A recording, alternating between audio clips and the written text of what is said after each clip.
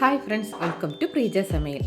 இது டியூஸ்டே எடுத்த வீடியோ. காலையில் டிஃபனுக்கும் சாப்பாடுக்கும் எல்லாம் என்ன பண்ணியிருக்கேன், ஸ்கூல் லஞ்ச் பாக்ஸுக்கு என்ன செஞ்சுருக்கேன், இன்றைக்கி என்னோடய டே எப்படி போச்சு அப்படின்னு வீடியோ தான் இன்றைக்கி எடுத்திருக்கேன்.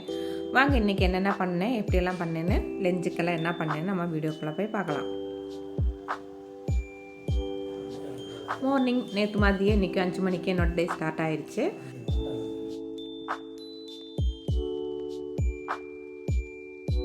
நைட்டே கிச்சன்லாம் நல்லா க்ளீன் பண்ணிட்டு தான் படுத்திருந்தேன். கிரைண்டர் மாவாட்டினது எல்லாமே எடுத்து கழுவி வச்சுருந்தேன். நைட்டு கொஞ்சம் வெந்தயம் ஊற போட்டேன், காலையில் குடிக்கிறதுக்காக வெந்தயத்தையும் ஊற போட்டு வச்சுட்டேன். இன்றைக்கி காலையில் நான் வெந்தயம் போட்ட தண்ணி தான் குடிக்க போகிறேன், அதனால் அதையும் ஊற போட்டு வச்சுட்டேன். இன்றைக்கி குழம்புக்கு சுண்டக்கடலை ஊற வச்சுருக்கேன், வெள்ளை சுண்டல். இதை வச்சு தான் இன்றைக்கி குழம்பு வைக்க போகிறேன். அடுத்து நம்ம நேற்று மிளகட்டுறதுக்காக வச்ச பயிறு சூப்பராக மிளகட்டி வந்துருச்சு, நல்ல முளையெல்லாம் விட்டு வந்துருச்சு. இதையும் இன்றைக்கி சும்மா வேக வச்சு சாப்பிட போல.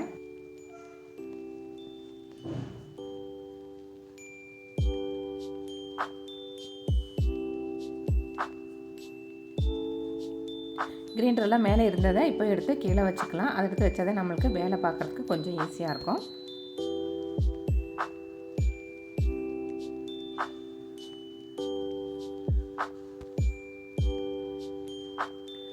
இன்றைக்கி குடிக்கிறதுக்காக கொஞ்சம் ஜீரக தண்ணி வைக்கலான்னு தண்ணி கெட்டில் ஊற்றிருக்கேன். இப்போ ஆன் பண்ணி விட்டேன்னா அது பாட்டுக்கு கொதிச்சு ஆஃப் ஆகிருக்கும். நம்மளுக்கு தேவைப்படும் போது நம்ம குடிக்கிறதுக்கு நல்லாயிருக்கும்.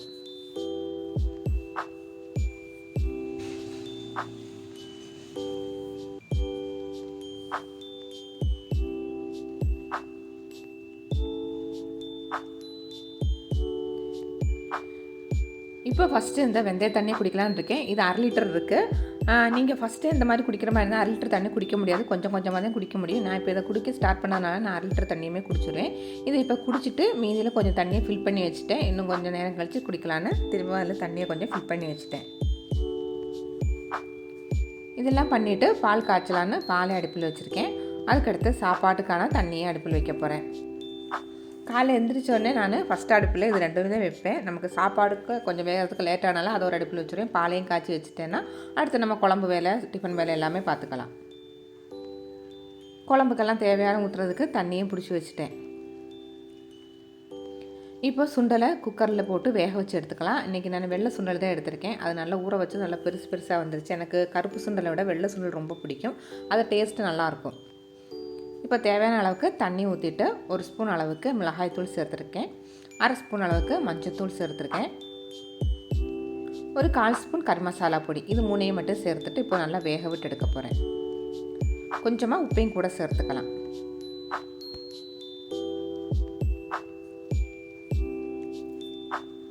ஒரு 4 விசில் விட்டு எடுத்தேன்னா நம்மளுக்கு நல்லா வெந்துடும் சுண்டல்.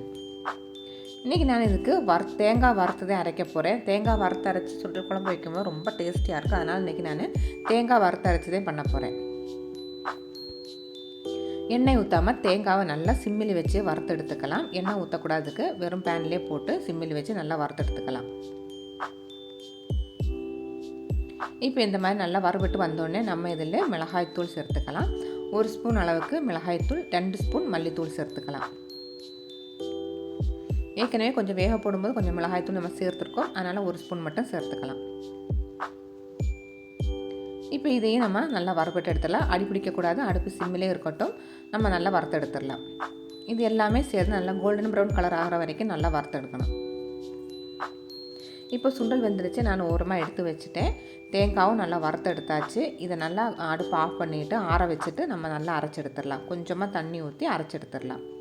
அதுக்கு அடுத்தது தாளிக்கிறதுக்கு நான் ஒரு வெங்காயமும் 2 தக்காளியும் கட் பண்ணி சேர்க்க போகிறேன்.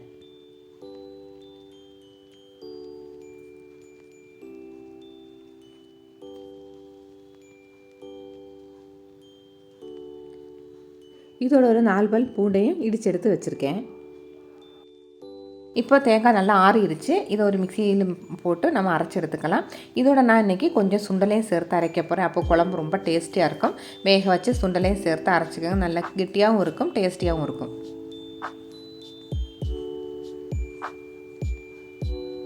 கொஞ்சமாக தண்ணி ஊற்றி நல்லா நைஸாக அரைச்சி எடுத்துக்கலாம். இப்போ அரைச்சி எடுத்தாச்சு. இதை தாளித்து விட்டுக்கலாம். ஆயில் சேர்த்துக்கலாம். தாளிக்கிறதுக்காக கடுகு, சோம்பு சேர்த்துருக்கேன் நான். அதுக்கடுத்து கட் பண்ணி வச்ச வெங்காயம் சேர்த்துருக்கேன், ஒரு பட்டை வத்தல் கூட சேர்த்துருக்கேன். கட் பண்ணி வச்ச வெங்காயம், தக்காளி, கருவேப்பிலை, பூடு எல்லாத்தையும் சேர்த்து தாளித்து விட்டுக்கலாம்.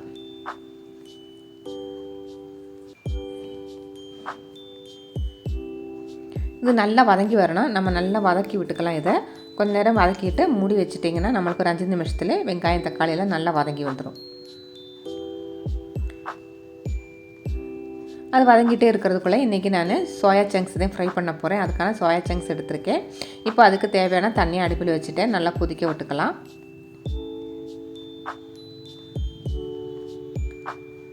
தக்காளி, வெங்காயமும் நல்லா வதங்கி வந்துருச்சு. இடையில எடுத்து கொஞ்சம் மிக்ஸ் பண்ணி மட்டும் விட்டுக்கோங்க.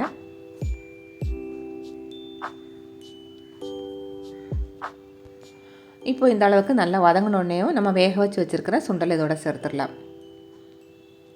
அதுக்கடுத்து அரைச்சி வச்சுருக்கிற தேங்காவையும் சேர்த்துக்கலாம். இது இப்போ நம்ம சாப்பாடுக்கு எடுத்துக்கலாம், டிஃபனுக்கு எடுத்துக்கலாம். அந்த மாதிரி தான் நான் இன்றைக்கி குழம்பு பண்ணியிருக்கேன். எதை வச்சாலும் நம்மளுக்கு ரெண்டுக்குமே யூஸ் ஆன மாதிரி வச்சேன்னா நம்மளுக்கு ஒரு வேளை மிச்சமாயிரும். இப்போ கொஞ்சமாக தண்ணியை மட்டும் ஊற்றிட்டு இதை கொதிக்க விட்டுக்கலாம். ஒரு 5 நிமிஷம் மூடி வச்சுட்டேன்னா நம்மளுக்கு நல்லா கொதித்து குழம்பு ரெடி ஆயிரும்.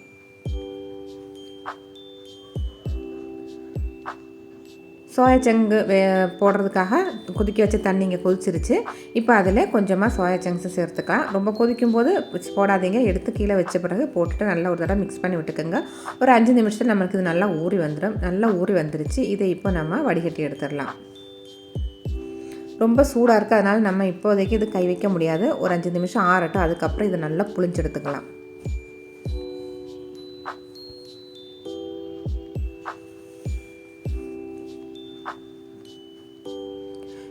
இப்போ குழம்பு நல்லா கொதி வந்துருச்சு. சுண்டல் குழம்பு இங்கே சூப்பராக ரெடி ஆயிடுச்சு. இப்போ இதில் லாஸ்ட்டாக நம்ம இதில் ஒரு 1/4 ஸ்பூன் அளவுக்கு கரம் மசாலா பொடி மட்டும் சேர்த்துக்கலாம்.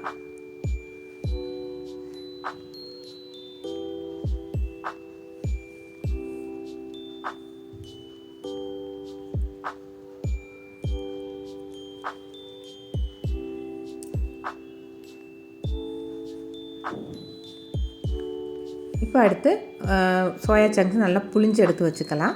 கொஞ்சம் சூடாறின பிறகு நல்லா இந்த மாதிரி புளிஞ்சு எடுத்துங்க. ஏன்னா உள்ளே எல்லாம் நிறைய தண்ணி இருக்கணும். நல்லா புளிஞ்சு எடுத்த பிறகு இதில் நான் இன்றைக்கி 2 பேக்கெட்டு சிக்கன் 65 பொடி சேர்த்துருக்கேன். இது சிக்கன் 65 பொடி போட்டு பொரிச்சாதே பசங்களுக்கு ரொம்ப பிடிக்கனால அதை போட்டிருக்கேன் நான். அதுக்கடுத்து ஒரு 1.5 ஸ்பூன் அளவுக்கு அரிசி மாவு சேர்த்துருக்கேன். அப்புறம் கொஞ்சமாக உப்பு சேர்த்துருக்கேன். சிக்கன் பொடியில் கொஞ்சம் உப்பு இருக்கும், அதனால் கொஞ்சமாக மட்டும் சேர்த்துக்கலாம். அதுக்கடுத்து 1 ஸ்பூன் அளவுக்கு இஞ்சி பூண்டு விழுது எல்லாத்தையும் சேர்த்து நல்லா மிக்ஸ் பண்ணிடலாம். தண்ணி எதுவும் ஊற்ற வேண்டாம். நம்மளுக்கு இந்த சோயா சங்க்ஸுக்குள்ளே தண்ணி இருக்கனால அதிலே நல்லா மிக்ஸ் பண்ணி வச்சுக்கலாம். இப்போது நம்ம மிளகட்டி வச்சுருந்தா பயிரை நான் வேக போடுறதுக்காக எடுத்து வச்சுருக்கேன். அதில் இப்போ கொஞ்சமாக தண்ணி ஊற்றி கொஞ்சம் உப்பை போட்டு வேக வச்சு எடுத்துக்கலாம்.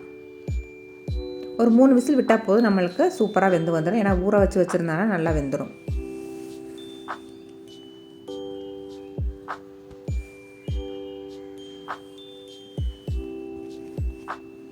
காலைல டிஃபனுக்காக இட்லி தான் பண்ணியிருக்கேன் இன்றைக்கி. இட்லியும் ஒரு அடுப்பில் இட்லியும் வச்சுட்டு இப்போது எண்ணெய் ஊற்றியிருக்கேன். அதில் இப்போது சோயா சங்க்ஸ் போட்டு பொரிச்சு எடுத்துடலாம்.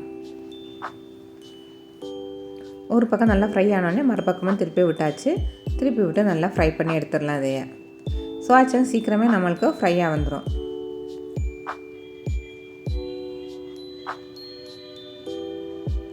இப்போ பயிருமே இங்கே நான் வேக வச்சு எடுத்தாச்சு. நம்ம ஊற்றின தண்ணி கரெக்டாக இருந்துச்சு, நல்லா வந்துருச்சு பயிர்.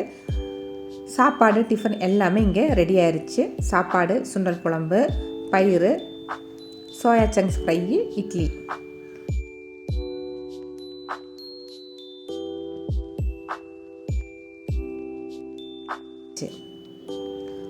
அதுக்கடுத்து கொஞ்சம் நேரம் ரெஸ்ட்டெல்லாம் எடுத்த பிறகு நான் பாத்திரமெல்லாம் விளக்கி வைக்க ஆரம்பிச்சிட்டேன்.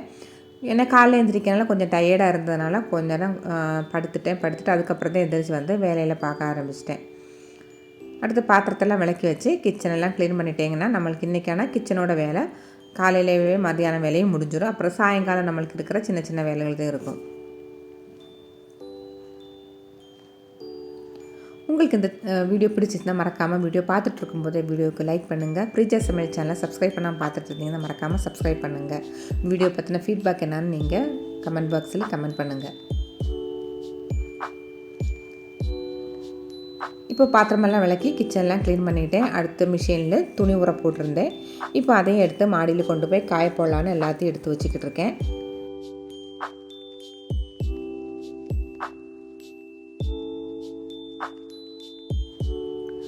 அதுக்கடுத்து நான் கொஞ்சம் மசாலாலாம் வாங்கியிருந்தேன். மிளகாய்த்தூள், மல்லித்தூள்லாம் தனியாக வாங்கியிருந்தேன். தனியாக காய வச்சு அரைக்கலான்னு.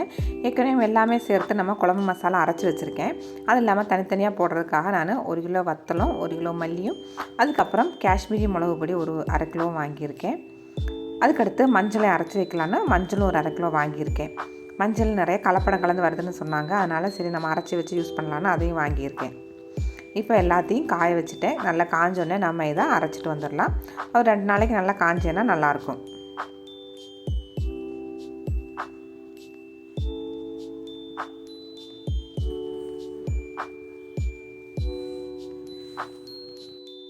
சாயங்காலம் போல் பூ கொண்டு வந்தாங்க. அதையும் வாங்கி ஒரே தான் கெட்டி வச்சுட்டேன். இன்றைக்கி என்னோட டே இப்படி தான் இருந்துச்சு.